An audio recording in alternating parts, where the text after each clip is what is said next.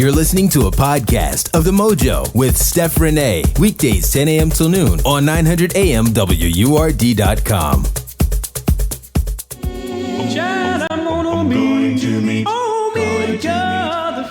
And I told Mike D that I pulled that particular song out as a very tongue-in-cheek reference to what we're going to be discussing in this segment of the program. Many people know that Broadway is referred to as the Great White Way, and there's all kinds of references to what is successful on Broadway in terms of our stage representation as well. That, of course, was the debut album of Take Six with a song called Milky White Way. But it's horrible that a hashtag that was created last year to note the lack of diversity in Hollywood and its reflection in the award nominations for the 2015 Oscars had to be resurrected in 2016. They didn't learn anything from that.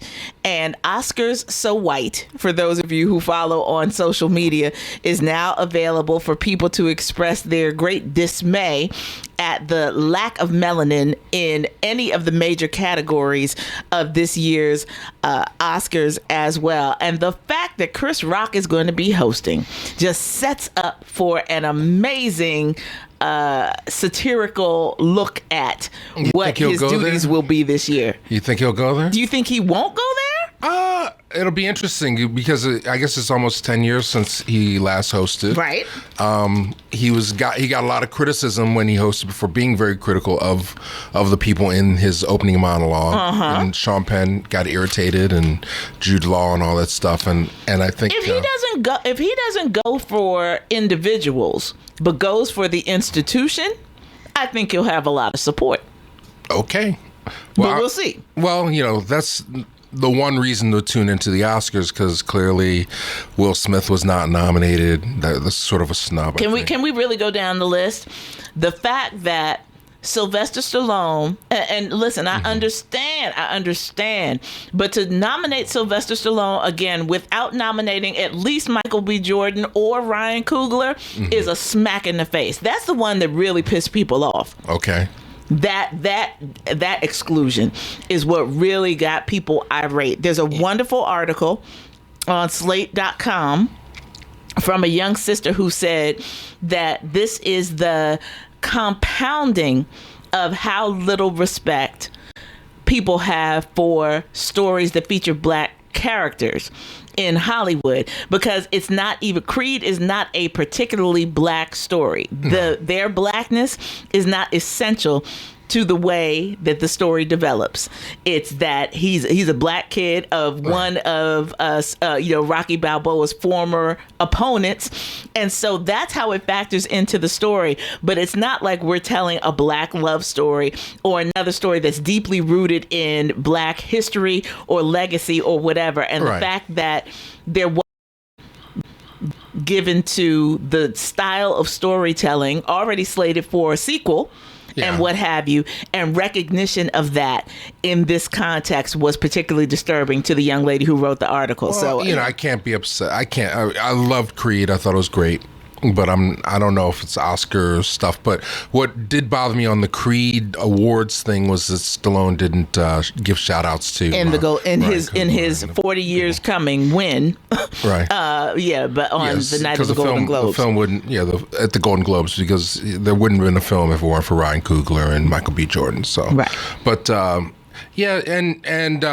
know he's not Black, but The Hateful Eight didn't get a screenplay or directing nomination. I thought that was an interesting snub. See, I haven't seen it, so I can't, and I have very mixed feelings about Tarantino anyway. Well, yeah, Tarantino, it's definitely a mixed bag. He's on the verge. Like, he's one of 3 directors that have won, I think, 3 Oscars for writing or something.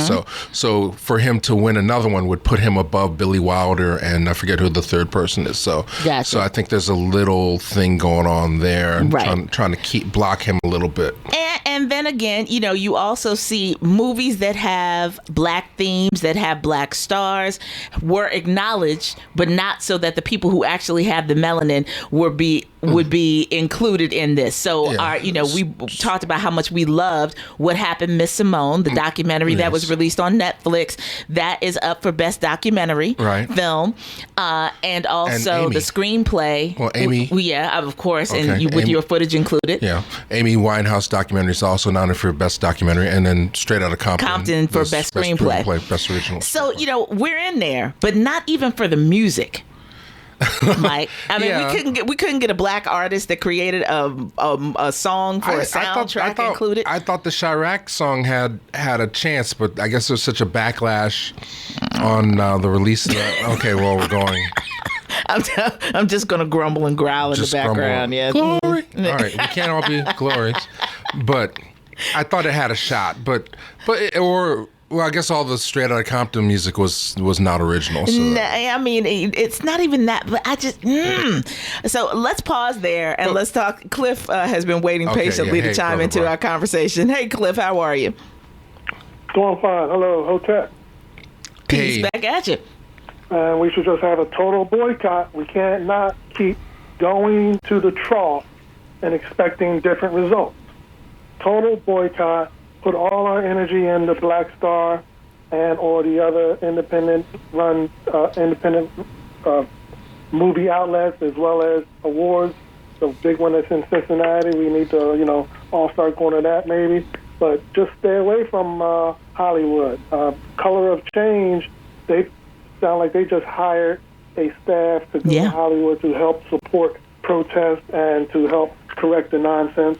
So maybe, within a few years that'll take effect, but that's something brand new that just took place. I supported them, put my money into that, and I'm trying my best to advertise to help them gain a foothold to change the complexion of Hollywood.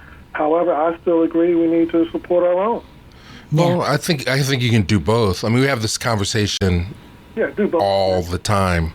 Yeah. But, I don't, at the same point, Brother Brock, thank you for the call, that we shouldn't look to the Oscars or awards, things like that, for validation. Mm-hmm. I think that what's been happening in the last few years they've been trying to get younger and more diverse people on those nominating committees, voting for who gets nominated, so that maybe we'll see more stuff. But also in terms of production, quite frankly, there weren't that many black films that made it into broad release this past year. So it's hard to nominate or see our presence in the awards if the films don't exist. So I think we have to work towards getting into the system more. But I mean, I'm not.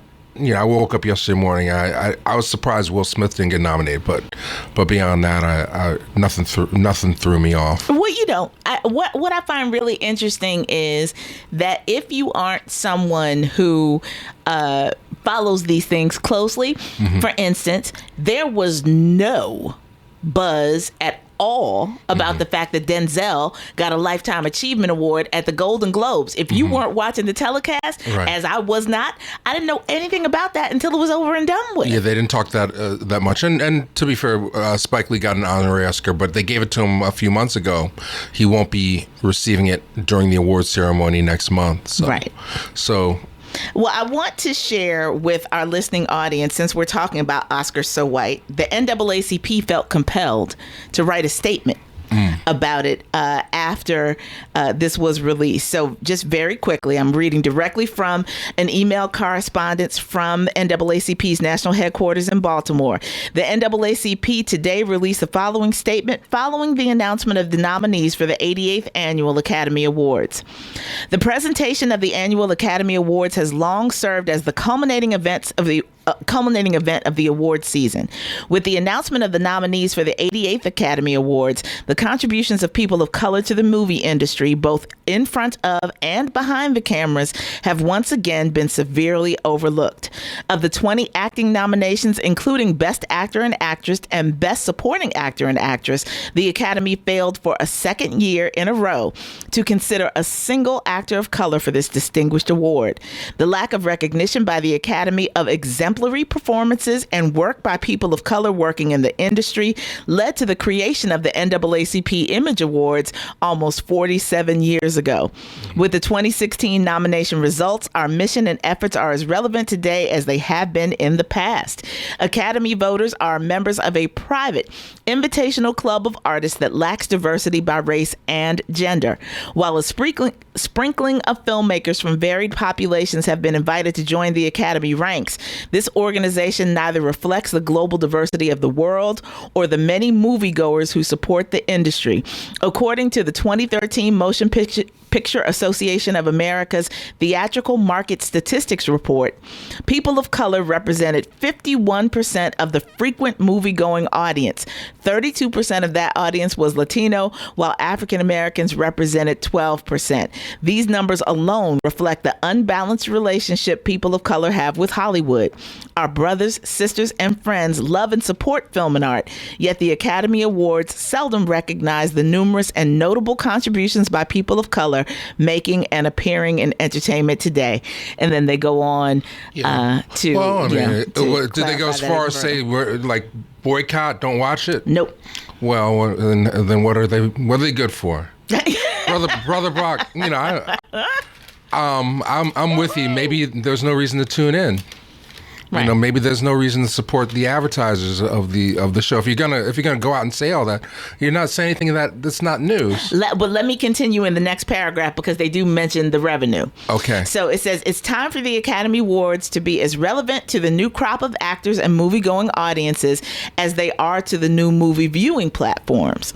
A first step is to revisit the Academy membership and how it can play catch-up to reflect the 21st century world. Another is to question advertisers who support the awards show. In 2014, the Academy of Motion Picture Arts and Sciences revenue of $97.3 million was due in large part to the domestic rights of his broadcast partner, ABC Television, which has broadcast rights through 2020. The 2014 Oscars broadcast boasted the most watched telecast in 10 years with 43 million viewers. This was the same year that had the most diverse slate of movies by filmmakers of color as well as actors, which assuredly attributed to its ratings increase. Diversity is not just good business, it's the only business, and the 2014 numbers show that. It's time the Academy recognizes the value and the voice of people of color, and until they do, we should switch the channel until that old guard can reflect and respect what people of color bring to the table. All right, that's kind of weak. So I wanted to share that just so you knew officially what the NAACP said in response to the announcement of the nominees. They had to say something. But I also want to clarify what Cliff said so that people are clear who don't necessarily tune in every day. Colorofchange.org did a fundraising campaign at the end of 2015 in order to kind of buttress their latest effort to establish an office in Hollywood so that they could be directly accountable and present when things like this happen to talk about representation of people of color, particularly black folks in Hollywood in these roles and in the diversity that should be present in the crew that are creating these films and everything. Having Cheryl Boone Isaacs as the head of the Academy has meant what with this white list of nominees? Well, they're getting more. They're getting younger. Like Ava's a member of the Academy. Bradford's a member of the Academy. They're working hard to get more diversity into it. Now, I'm a little cautious of the word diversity because in another 20, 30 years, we're going to be we're not going to be second anymore. It's going to be like Hispanics and Asian people. So, but they're still not at the table right now. Not at all. No. Not in any kind of percentages that reflect the number of folks that are going out to see these Native films. Americans. Yeah, all that. It's a very lily white but it's systemic. So waiting for the Oscars to come to voice a complaint, I think is just we've had this conversation so many times. And it's also important to understand that this isn't even a money issue. You can't join AMPUS unless you're invited to join AMPUS. This is not I pay some dues and I get the opportunity to be able to vote in the Oscars and really participate in all that the Academy has to offer. This is very strictly like the country club mentality. I'm in because of some work that I've done. I've been invited in because people think I'm good, and now I get the opportunity to invite someone else that I think is good into this private club. Yeah, but there's a whole trickle down to it. Like first, if I was over the devil's advocate, I'd say, well, what black movies came out this year that are really Oscar worthy? And I'm not going to say, there weren't any, but I'm going to say there are very few in relation to all the other films that came out this year. So the first question is, how do we get more films and better films made? Right. So that's systemic.